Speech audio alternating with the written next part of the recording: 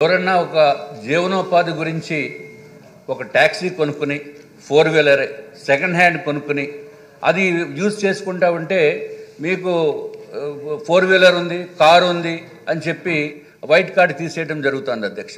అట్లాగే ఏదన్నా చిన్న వ్యాపారం చేసుకుందామని చెప్పి ఒక యంగ్ ఎంటర్ప్రినర్ అతనికి బీపీఎల్లో ఉన్నప్పటికీ కూడా చేసుకుందామని అంటే వాళ్ళకి ఇన్కమ్ ట్యాక్స్ రిటర్న్ వేస్తేనే కానీ వాళ్ళకి లోన్ ఇచ్చే పరిస్థితి లేదు అధ్యక్ష బ్యాంక్స్ వారు. అందుకని నిల్ ఇన్కమ్ ట్యాక్స్ రిటర్న్ వేసినప్పటికీ కూడా నువ్వు ఆల్రెడీ ఇన్కమ్ ట్యాక్స్ ఎస్ఎస్సి అని చెప్పి ఈ వైట్ కార్డు నుంచి తొలగించడం జరుగుతుంది అధ్యక్ష. ఇది కూడా మంత్రివర్యులు దృష్టిలో పెట్టుకుని దానికి ఏ విధమైన చర్యలు తీసుకోవాలా అనేది తమ ద్వారా నేను కోరుకుంటున్నాను అధ్యక్ష.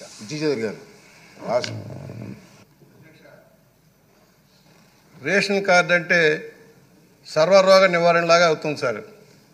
అన్నిటికీ రేషన్ కార్డు, అసలు రేషన్ కోసం పెట్టిన కార్డు మల్టీపర్పస్ కార్డులాగా తయారైపోవడం వల్ల అర్హతకి మించి కార్డులు ఉన్నాయి.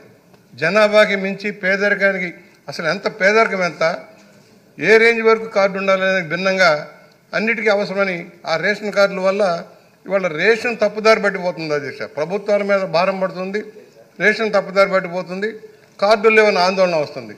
దీనికి ఒక పరిష్కార మార్గం కనుక్కోవాల్సిన అవసరం ఉంది.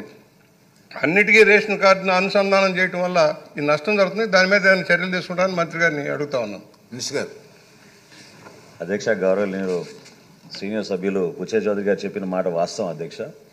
ఎక్కువ శాతం జనాభా రేషన్ కార్డు ఉంటేనే అన్నిటికీ ఇది ఒక సర్టిఫికేట్ లాగా భావిస్తున్నారు అధ్యక్ష. అందుకనే రేషన్ కార్డుని రైస్ కార్డుగా మనం టైటిల్ చేసి ప్రత్యేకంగా వీలైనంత వరకు మనం ఏదో విధంగా ఒక మార్పు తీసుకురావాలని ఒక ప్రయత్నం చేస్తున్నాం అధ్యక్ష. ఇందాక అన్నట్టు రాష్ట్రంలో ఈరోజు మనం 4,26,44,000 మందికి మనం ఈ అర్హత కలిగించినప్పుడు కేంద్ర ప్రభుత్వం మనకు అందించే సహాయం దీంట్లో కేవలం 61% అధ్యక్ష. ఎన్ఎఫ్ఎస్ఏ కార్డుని వాళ్ళు గుర్తించింది ఓన్లీ 61%.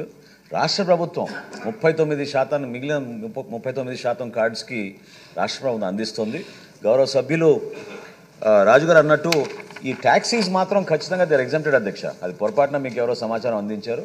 ట్యాక్సీస్ ఎవరికైనా ఉంటే మన వాహన మిత్రతోటి మన పోర్టల్ తోటి మనం అనుసంధానం చేసుకుంటాం. Taxes are definitely exempted from it. ఎవరన్నా అటువంటి పొరపాట్లు ఎక్కడైనా జరిగితే తప్పకుండా మా దృష్టికి తీసుకురండి, మేము సవరించుకుంటాం. అదేవిధంగా మనం ఈ ఐటీ రిటర్న్స్ గురించి ఇందాక అన్నట్టు అధ్యక్ష, ఇప్పుడు వరకు ఒక్కసారి ఐటీ రిటర్న్స్ అనుసంధానం చేయడం జరిగింది. అది మరి భవిష్యత్తు జరుగుతుందో లేదో ఐ డౌట్ ఇట్. కానీ ఎక్కడైనా మిస్టేక్స్ ఉంటే, పొరపాట్లు ఉంటే, జీరో రిటర్న్ ఫైల్ చేసిన వాళ్ళకి అటువంటి పొరపాటు ఉంటే తప్పకుండా మా దృష్టికి తీసుకురండి అధ్యక్ష.